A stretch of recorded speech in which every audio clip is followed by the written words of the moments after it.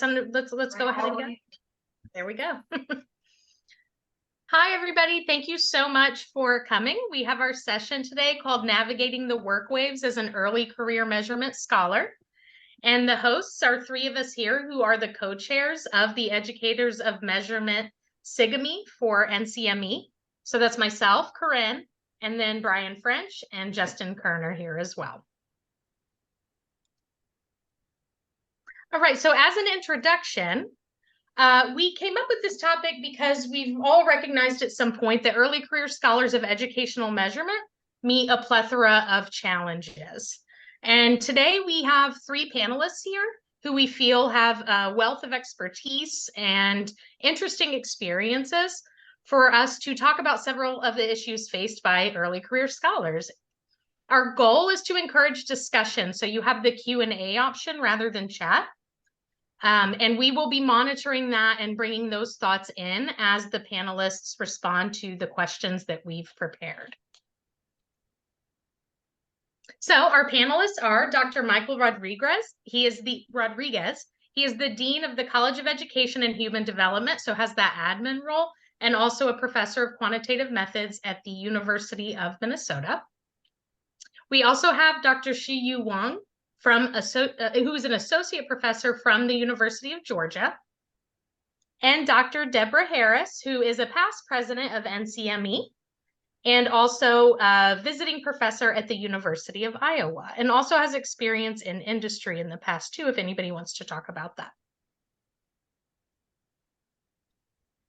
So for our agenda, what we did was we took a series of questions and we separated them into three sections. And we, again, want to encourage audience participation. You can replace chat there with the live Q&A. At the end, though, we will also hold a Q&A space for any unanswered questions, and we'll ask for some closing thoughts from our panelists. And with that, we'll get started. So our first set of questions is around your experiences that you've had as an early career scholar, especially looking back, knowing what you know now. So the questions we have here, and they can be answered one at a time, or you can just answer them more generally. But we're asking, how do you best start your research career as a measurement scholar while you also have all these other roles in your profession?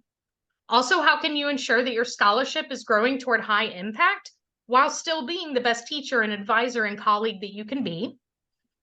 Also, how have you navigated either remaining at one institution for a long time or moving around in your career? And how has your career changed from when you were considering yourself an early career scholar to where you are now? So for this round, if we could start with Dr. Rodriguez, that would be very helpful. Thank you. Yeah, thank you so much. Really happy to be here with everyone and appreciate the SIGME invitation. I'm a big fan of all three of the leaders of that group. I've been reflecting a lot on my career pathway because as mentioned earlier, I am now dean, and that was not part of the grand plan, but here I am. And so now as dean, I also think about the career scholarship of new faculty and how to best support them to be successful. And of course, I want our faculty to be tenured and be successful and do well for themselves, and of course, do well for the college and the institution. So I've been thinking a lot about my own pathway and how this happened. So let me just say real quickly for this first set of questions that I position AERA and NCME centrally in much of my own career success and pathway because they really were my professional home and provided me with access to folks that I learned to appreciate and that were always accessible and available to me. Let me just talk about a couple of specific things. As an early career person, particularly in academia, our focus tends to be overwhelmed with teaching and advising and doing research. And hopefully, your department leadership and college leadership has minimized service. You really should be doing very little service early on because you really need to ramp up that research activity and do a good job of teaching. That will primarily determine your tenure route moving forward. I always knew I was going to be staying at the University of Minnesota. University of Minnesota is my dream job. I was surprised I actually got a job here. Someone retired when I was working on my dissertation. So the stars were aligned and I worked really hard to get the job and I got it. So I am not going anywhere. And we can just keep cruising along. I'll just end by saying, it worked for me, and honestly, it's unique for me because I'm in my hometown, and for a lot of faculty, that's simply not possible. There aren't measurement programs in all of our hometowns, and I'm really fortunate that there is. But for many of my graduates, they would go to an institution and start their career and build it up, and then get closer to where they wanted to be. And sometimes it's closer to, maybe it is closer to your hometown, but maybe it's also closer to colleagues, or to be at an institution that has the kind of program that you're looking for, or the other kinds of programs that are available at that particular campus. The thing is, once you're in academia, it is a little bit easier to move around. But of course, you don't want to move around too much, because that kind of signals to the hiring agent, maybe this person isn't worth investing in because they can't figure out where they want to be. So it is important to move because you want to be where you're going to be successful, and where you can do the kind of work you want to do. But it's also something to keep an eye on. So I'll leave it for that at that for now, and then we'll come back later. Thank you so much. That's such a good point about living near home, especially as early career and maybe starting families and things of that nature in a completely different country. And sometimes, sorry for everybody. Sorry about that, for us getting kicked out. We're just going to keep on going. And thank you so much for your patience. So Dr. Harris, would you maybe want to answer some of our questions from your perspective? Sure. From my perspective, I think one of the things you need to do to really keep your research career going is to carve out some time, either daily or at least a couple of times a week, to work on it. There will be times when you want a larger chunk of time, but if you can plan out things that you can do in 15 or 30 minutes, so if a meeting ends early, you have some time to pull out a piece of literature, or write a section of code, or draft an intro paragraph, or check a table format. I think that's important for two reasons. One, it makes progress. People will tell you at the beginning of your career is when you have the most discretionary time, and that's true in some cases, but it's also when you're trying to make a great impression and trying to learn everything and to catch up with all your colleagues who've been there a year or two more than you. So making even little bits of time helps with progress. And the other thing is, it keeps the research in your head, so that when you're asked to do other duties, take on other tasks, you know that there's this thing that you really need to do also. So it just keeps research top of your mind. So I think you need to do that. In terms of impact, I think you need to decide what impact means to you. Is it a citation index? Is it winning an award for a piece of research? Is it having your methodology implemented, out in the field? There are different strategies for each of those. So I think figure out what's going to make you happy, with the impact of your research. For me, it's practical application. If you come up with a methodology that requires an item developer to assign 42 separate codes to each item, it's not going to be practical. It may work wonderful in theory, but nobody's going to implement it. And if all your research is based on simulated data that is too perfect to mimic real data, it's also going to limit. So I would think, what is it that will make you feel good about your research, and gear toward that? Similar to Michael, I didn't plan a lot of my career. A lot of it just sort of happened. I went to ACT for 1 year. I was there for over 30. I became an adjunct at Iowa because I ran into a professor walking down the street downtown who asked me if I wanted to teach a class. I was asked if I wanted to run for being an editor. I was asked if I wanted to be run on the board. So a lot of my career just sort of happened. I never thought about being a boss, similar to Michael not wanting to, or not planning on being a dean, and rephrase it that way. But I was asked to. And so these things just sort of happened. But there were also things I took control of. I really wanted to run the summer intern program at ACT for a while. I requested that and was able to do that. I wanted to start a couple of lecture series. I was able to do that. So I think my advice would be try to figure out what you want and go after that, but also be open to the things that will just come up. And with that, I'll pass it on.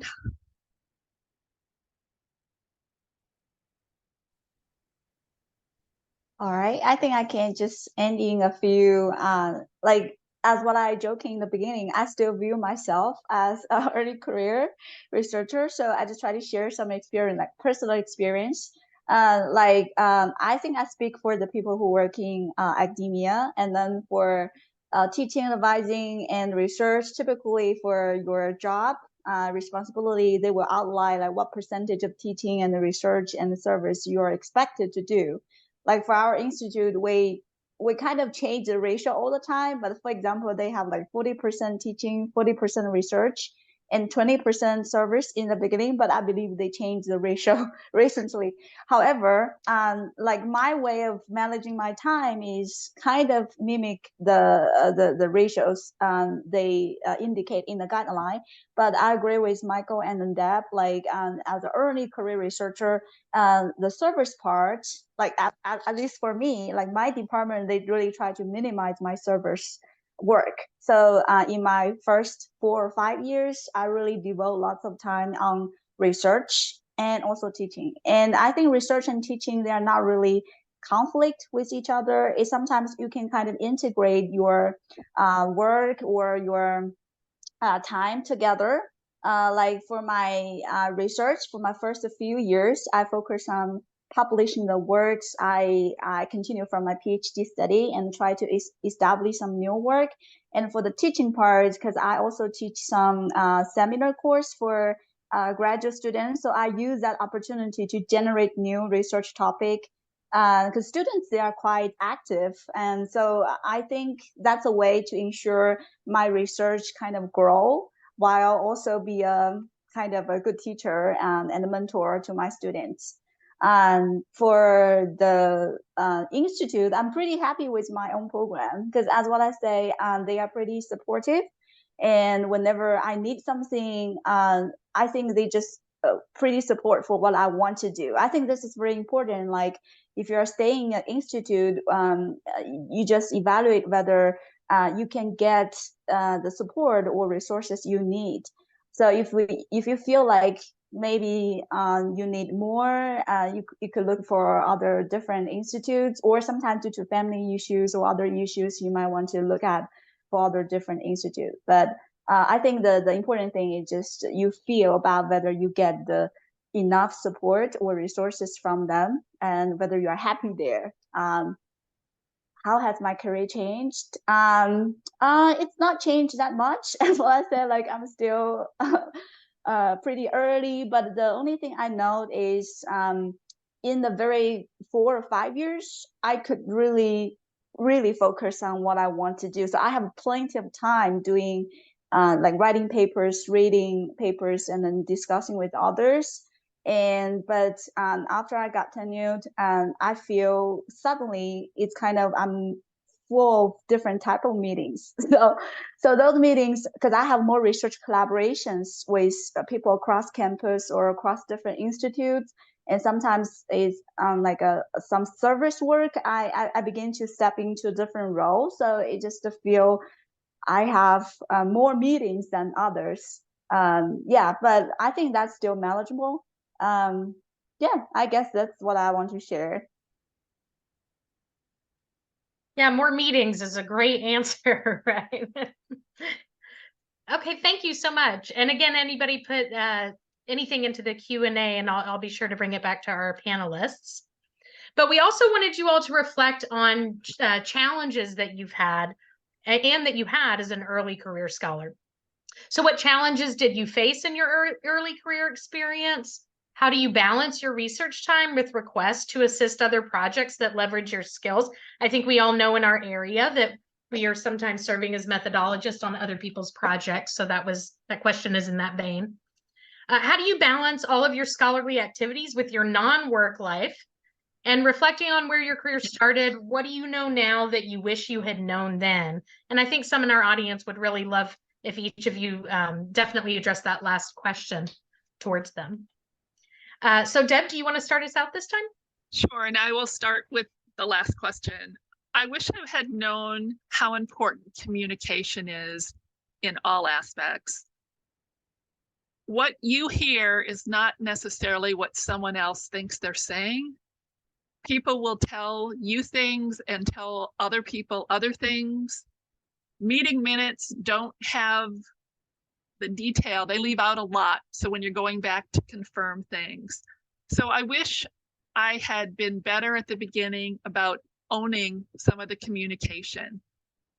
And some of that is just having the difficult conversations that feel awkward.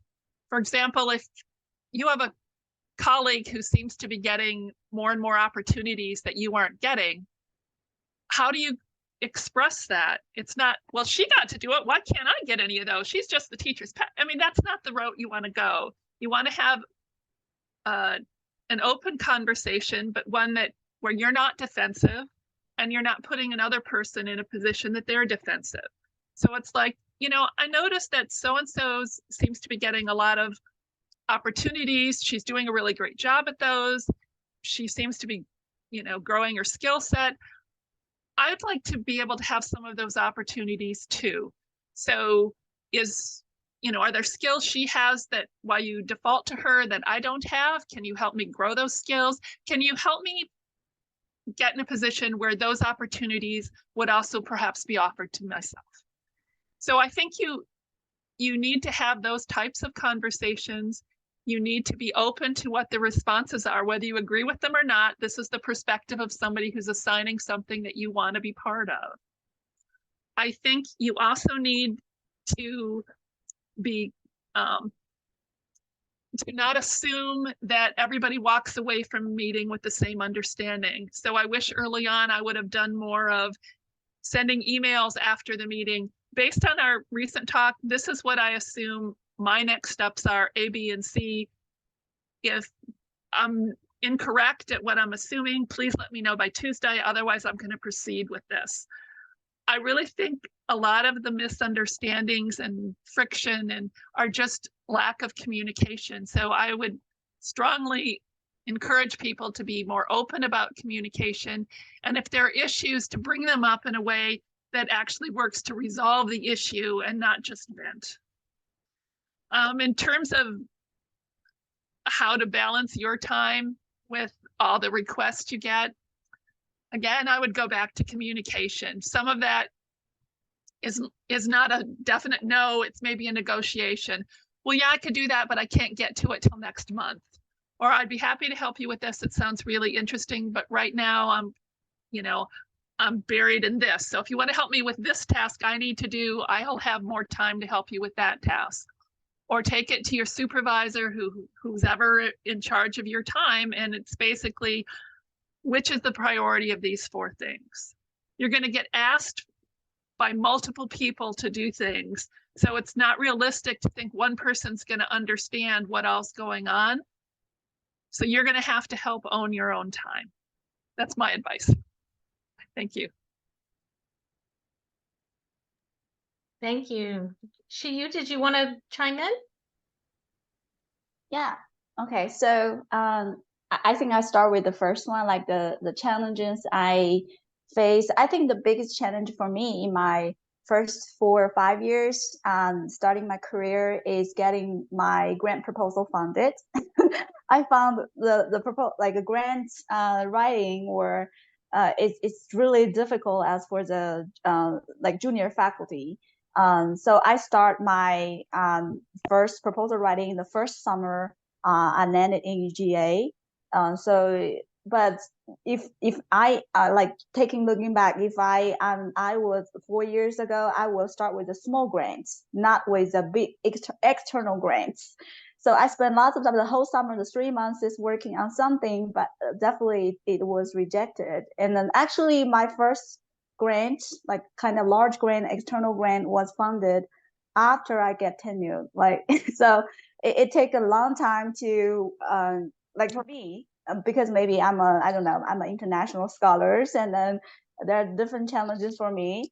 But then during my second year, I began to work with the senior people, and then try to serve on the how do you say it, collaborate PI, co-PI, or those type of roles, and learn more experience by writing grants with them, and then applying small grants from our institute and also from NCME and ARA. I think there are some small grants for junior faculty. So I would say, like, for maybe for some junior faculty, you could start with the small grants, but not the big grant in the very beginning.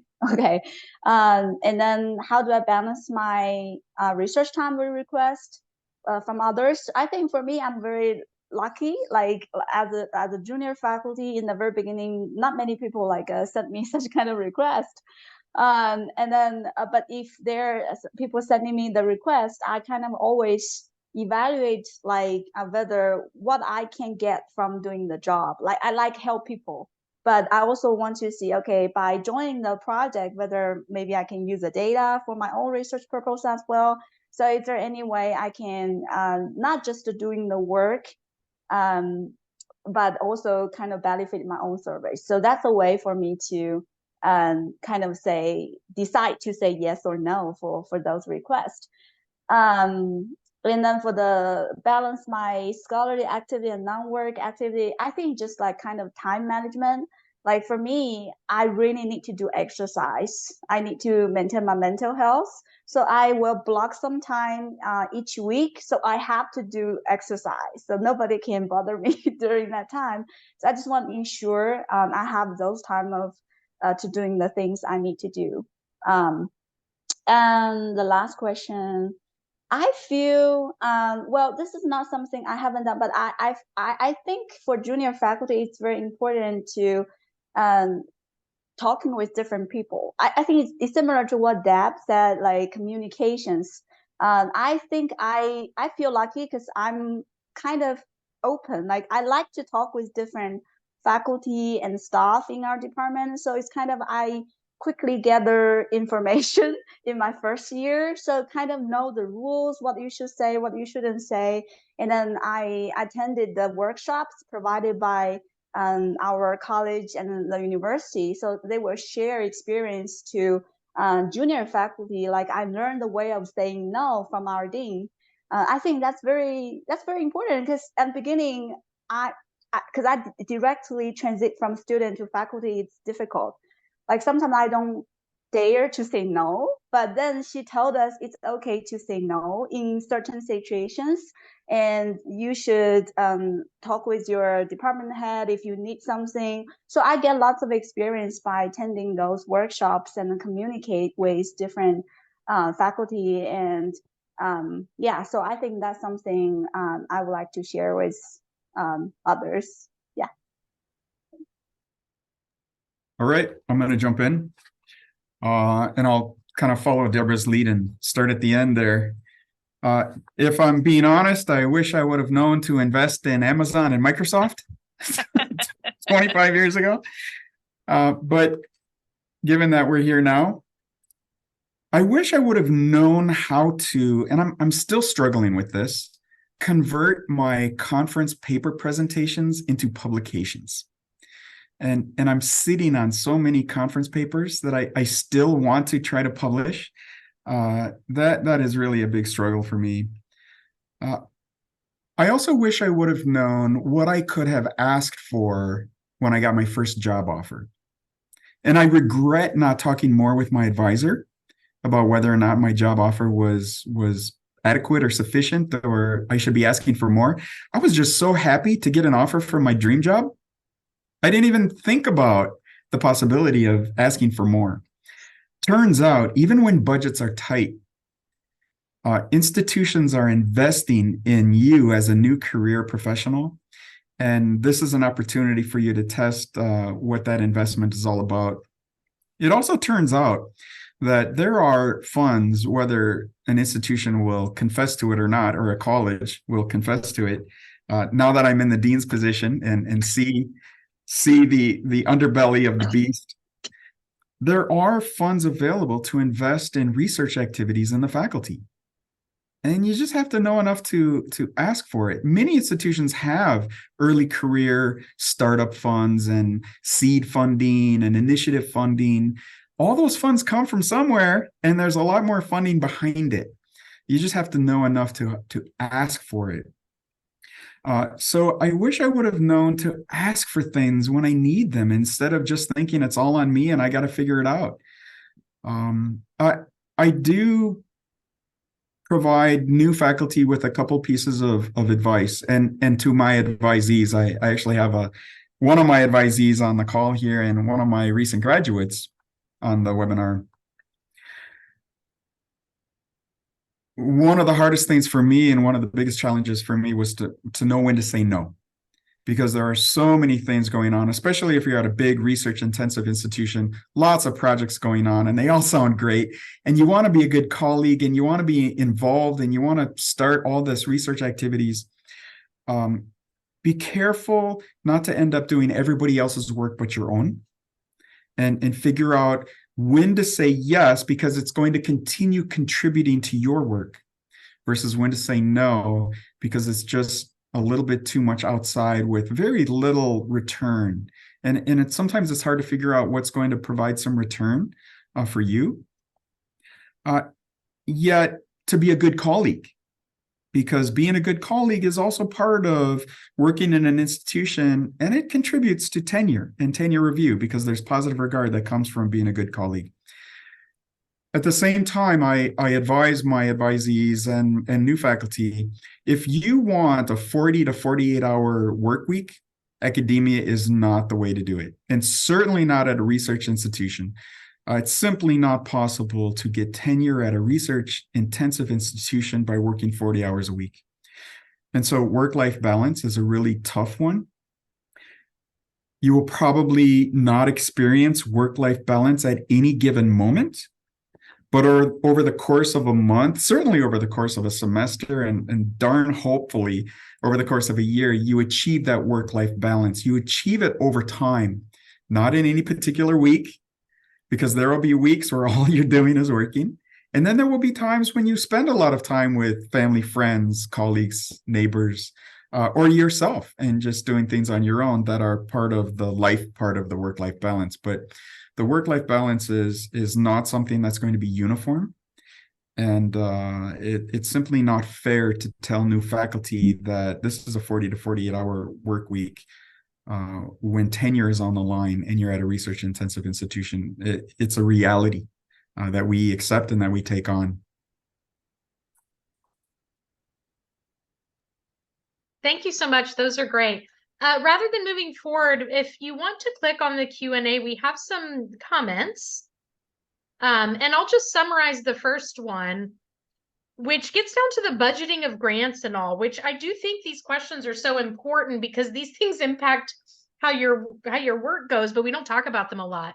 So how is it, for example, that you might have a grant, this is straight from the attendee here, where they pay for a summer month, but the work is actually happening throughout the year or much later than the summer. And this creates real time management challenges. What experiences do our panelists have with this problem?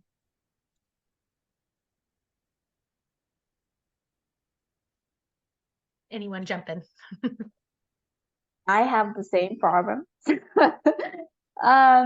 But like for me, because when typically when I work, how do you say that? Like I already done lots of work before the grant was funded, because they keep reject my proposal, and then while they're rejecting, I still working on the work I want to work. So for my current projects, like even though I got the money in this year, but maybe half of the work have already been done. So yeah, so that's just for my experience so far. Yeah. This is also true in industry when you do RFPs. A lot of the work, you plan it for a certain window, but then the data gets delayed or something else comes up, and so it shifts. So some of it, yeah, you wish it would align with when you thought it would, but it doesn't always. Yeah, I don't know that I have much to add to that. In academia, I think perhaps most typically the effort allocation is 20% on service, 40% on teaching, and 40% on research. And that's pretty standard at a research institution. So you have to think about how you use that 40% of your time on research, or the 40% of your effort. It's not really 40% of your time. And that's a hard thing to contend with. Because our schedules aren't typically sort of a 9 to 5 schedule. It's we do the work when we can, when we need to get it done. And so it's really hard to think about budgeting for grants. And the thing that I've been really thankful for is having experienced grant writers, grant administrators, and PIs help me think through what the real-time commitment is. And so when I'm writing a grant, early on especially, I always worked with somebody who knew the realities of what it takes to deliver and how to think about the time commitment that is required. Can't do it on your own. And it also gets very complex when you're hiring like a research assistant for the summer, and then you don't have the data for the summer. So the payment for that, I mean, it does get tricky. I love that advice of talking to others around you who have done it more. They often give you a slew of advice that you can take or not take. But I think what we hear from our panelists is it's not easy, but you're not alone in trying to work this into your effort time in the right way. We have another question from Andrew Ho. And he was wondering if we could speak a little bit to some of these newer challenges that we face. So, for example, remote work, generative AI tools like ChatGPT and how that's impacting teaching and research. And then also, as many of us in NCME are trying to bring equity more central into our work, how is that maybe bringing about challenges, or what are the challenges to doing that? So there's more detail there if you want to read it. But again, for panelists, anybody jump on in and let us know your thoughts on this. I'll jump in with the remote work. I think it's both been very beneficial and not so beneficial. I think especially when you're in early career, the interactions with other people are very important. Many of the pieces of advice we've given are, talk to other people. And a lot of the conversations that I had as an early career person were the incidental ones, basically the water cooler, or on the way to a meeting, or chatting before a meeting started, or who else showed up on a Saturday morning when we needed to get an equating done. There are things that, at least personally, I would be more willing to just sort of wander by somebody's desk to see if they were around and ask, than to set up a Zoom call to make it more formalized and happen. So I think there's a lot of the cultural stuff, a lot of the interactions, a lot of the team building that's missed with remote work. On the other hand, there are a lot of benefits. You get access to people who, unlike Michael, don't have their job in their hometown. They want to stay in their hometown, but you can get a more diverse workforce if you're allowing people to live where they want to live. And I think so that's a benefit. There's more flexibility on time. You tend to get more protected time. If you need, to be not interrupted to write something, you're more likely to get that when you're working remote than when you're sitting in a cube and everybody has access to you and knows you're there. So I think it's been a mixed bag for the remote working. My view. Yeah, I think that's a very common experience that we're seeing as well, Deborah. I will definitely amplify what you've just mentioned. I do want to pick up the last point here on equity, and the role that senior members in an organization play in order to support the success of all new career scholars and particularly new faculty, but it's sort of a natural thing that happens. Students, staff, and faculty, they all sort of reach out to others with whom they believe they have shared experience and understanding, because it alleviates so much of the pressure to try to continually make sure that the people that we're interacting with understand who we are and where we're coming from, and how we think about the world, our worldview, so to speak, which is really sometimes an overwhelming burden and responsibility that we bear. And there's not a whole lot that can be done about that, just because of the natural sort of affinity and trying to be in a space where there are folks that have some common experience or common understanding. And this is why it's so important to protect new faculty from doing a lot of service, particularly if they represent a community that's new in the organization, because then we want that voice represented. And of course, we want underrepresented voices at the table. But if it's a handful of folks, they can't be at every table, because then we're seriously doing disservice to them and their own potential and success. That's a very hard thing to protect and to balance. But it takes senior members of the organization to be in tune and to see that. And it takes all of us, and we all play a role in this. And really for all new career scholars and new faculty, but particularly for those that are underrepresented, and having a new voice at the table is so exciting and potentially so promising and for all of us, but we don't want to lose it. You know, this is a challenge that I'm facing now as dean of a college that also prepares teachers, because there's a huge demand nationwide for teachers of color. Truth is, we are putting more teachers of color than ever in schools across this country, but they are not staying. And they are not staying in large part because their lived experience is not valued in a way that it really should be. And they're not staying. So I struggle with our mission to prepare more teachers of color and put them in spaces where I know that it's not going to be healthy and supportive. We can do that within our own organizations and start to change that process in others. I think I can quickly talk about the ChatGPT and then the generative AI tools. Like personally, like for me, I see so many conversations started by the end of last year and also beginning of this year.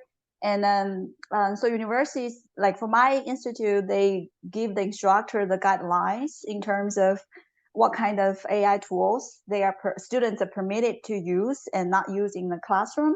So I think for early career researchers in that sense, I think it's important to follow those rules and think about how to use those tools to help with teaching, and at the same time facing the challenging of whether the students is kind of like cheating their homework or their final project. I think those are the challenges. But at the same time, I see opportunities as well, because I see there are many new research topics kind of emerging in this field, and also challenging for the scholar like me is also I have to keep learn new things. I feel lots of my knowledge is kind of out of state, so I have to keep learning. And also a bit advertisement, like for UGA, we're kind of doing the clustering hiring and focusing on people who are interested in using AI to improve teaching and learning. And our QM program is looking for a faculty. So if you are early researcher career and then early researcher scholar who want to find a tenure track job, you can just keep an eye on our job post. It's not posting yet, but there is a position created in our program and our department. It's kind of a clustering hiring, which is pretty, I think that's very good. Okay, thank you. No, I love that. So it's opportunities too. It's challenges, but definitely opportunities, and some literal ones for some of our participants, right? Okay, we have actually another question here, and it's looking for some advice. So what I'm going to do is go to our last set of questions, and we'll just add this one from the audience into those. So now we just want to end our session here on advice for early career scholars. So here we've asked about advice you would give in taking control over their career, advice for working with mentors, deans and supervisors, and students. And then also in the Q&A, it was asked if there's any tips on how to establish connections with scholars outside the department and institution. Like, how are you starting these projects and proposals that are not just sitting right next to you with your direct colleague?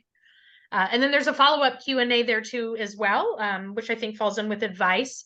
How have you shaped the composition of your lab and research team in order to manage work demands? So thinking about leading a research team more than just your own research on an island. So that's 6 questions out there. It's a lot, but I know they would appreciate your advice. And if I recall, have we started with you? There's one I don't remember where we started. Okay, I can start. Okay. Okay, so advice to how to take control over the career change. So this is a question I'm still thinking about. But during my first 4 or 5 years, because I'm a person who like to do do planning. Like whenever I start a new year, I will make a plan for this year, and I have some like long 4 or 5 year plan I have in my mind. I think it's important for you to know about what you want to achieve after 1 year, 2 years, and 3 years. So you have those plans there. And then talk with your mentors and senior faculties in your department. I think that's very important. Like we have for each junior faculty in our program, we have a mentoring committee. So usually several very senior faculty will be there, and I always like a schedule email with make appointment with them through the email whenever I have questions. So I will make sure I'm very, very prepared and make sure your questions are very specific, and then so that they can give you specific advice as well. And even though they told me like you are supposed to meet your mentors once a year, but during my first 2 years, I think I kind of have monthly meeting. I just I don't know whether they feel, but I don't, how to say, sometimes people don't want to bother others, but for me, and I think because they are pretty happy I talk with them.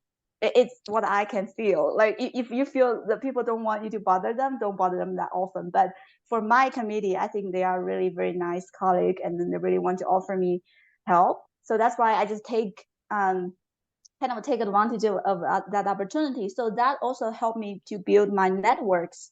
Because if you want to work, if you have some question you want to work with, you can talk with them first to ask them to recommend some people in the field, because they are more experienced than junior faculty, right? So they can tell you, okay, maybe this person is interesting to doing this type of work.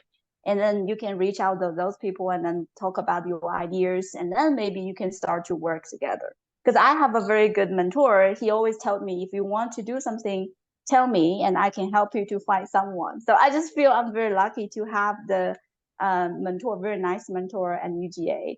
I don't have too much experience work with things I have some experience after I step into the program coordination role, and then I chair for the search last year. So I have some like a conversation with the deans, and then more frequent interaction with my supervisor, like department head.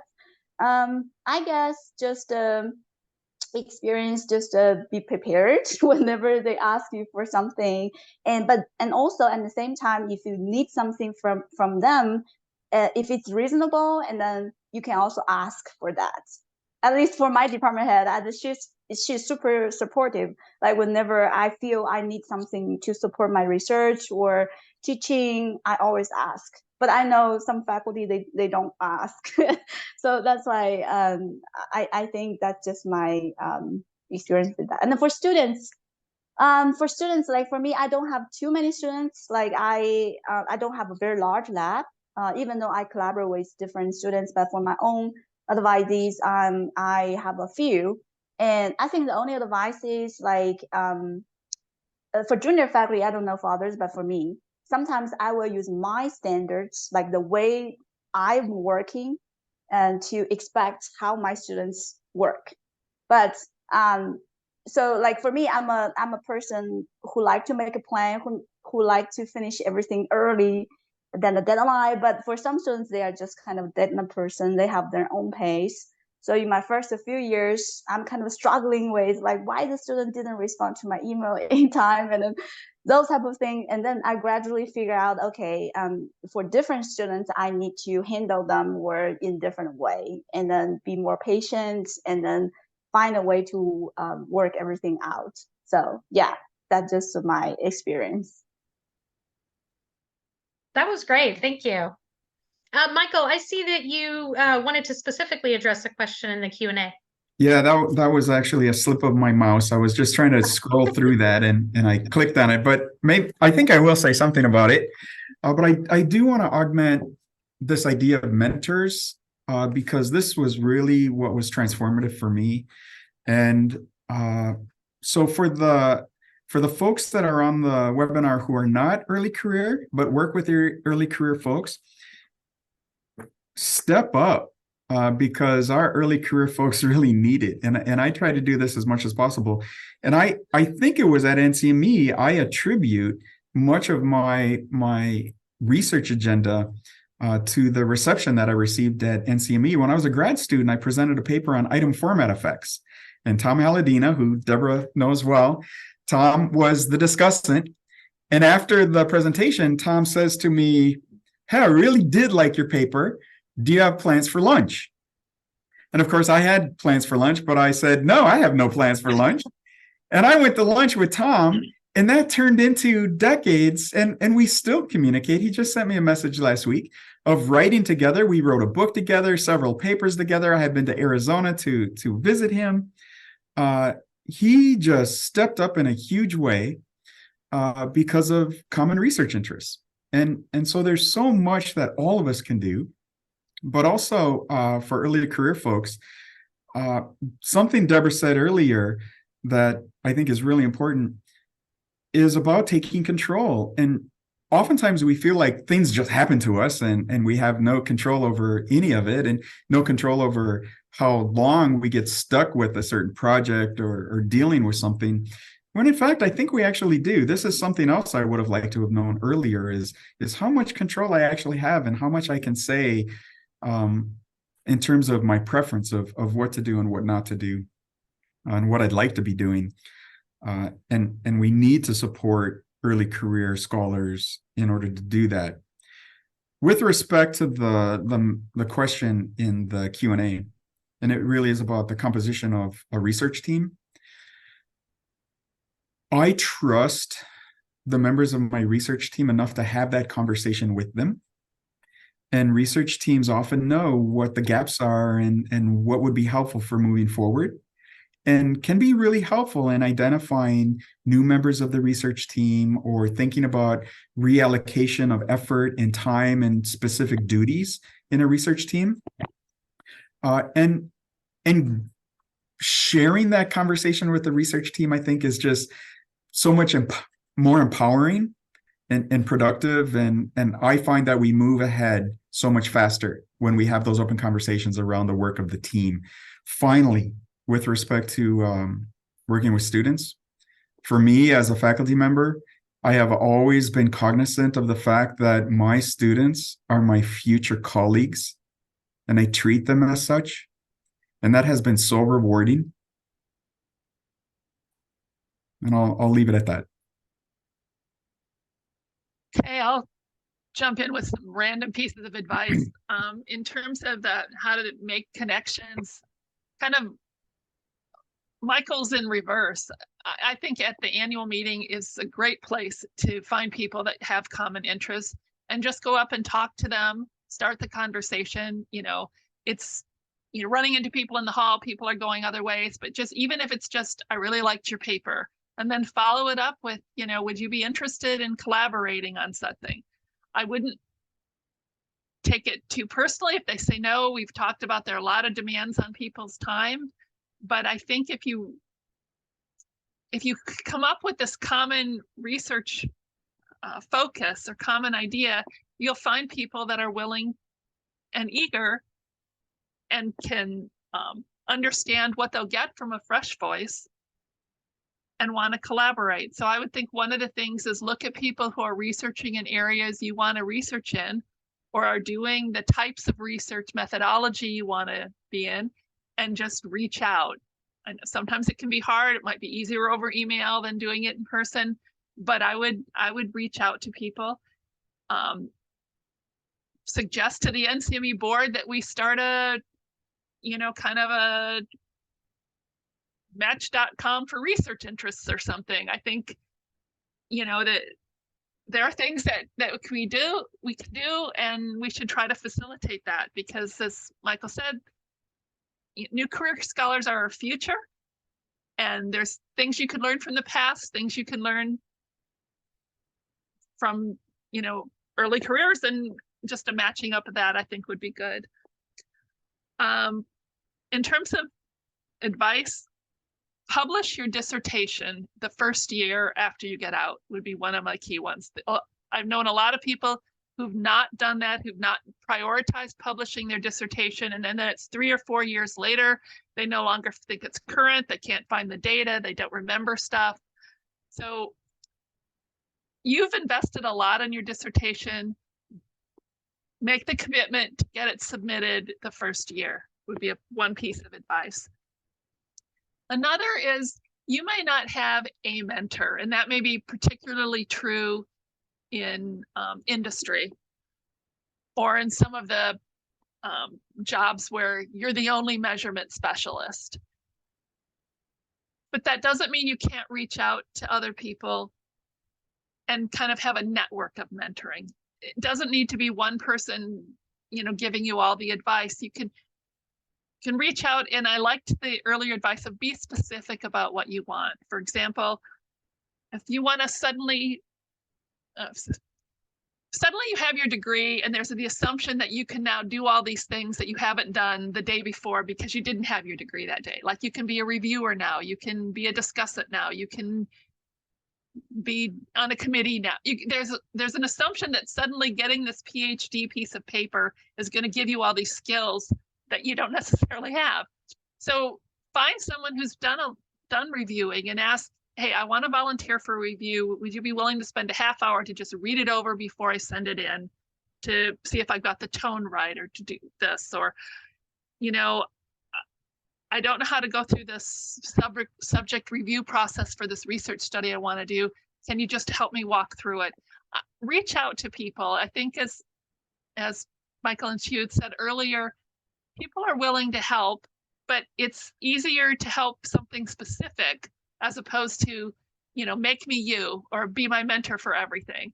So I think the specific requests are advice I would have. Thank you so much. I'm just watching the time. Understood. And we're right at time. And that was all such helpful advice. In front of you is our link, our shameless plug for you to join our group. Might help you in your early career to think about being an educator of measurement. But other than that, I really wanted to thank our panelists. I think you gave a slew of advice and insights that our early career scholars will benefit from a lot. And I really appreciate your time, because I know you're busy, but it was definitely worth it to us. And so thank you. Thank you. Thank you.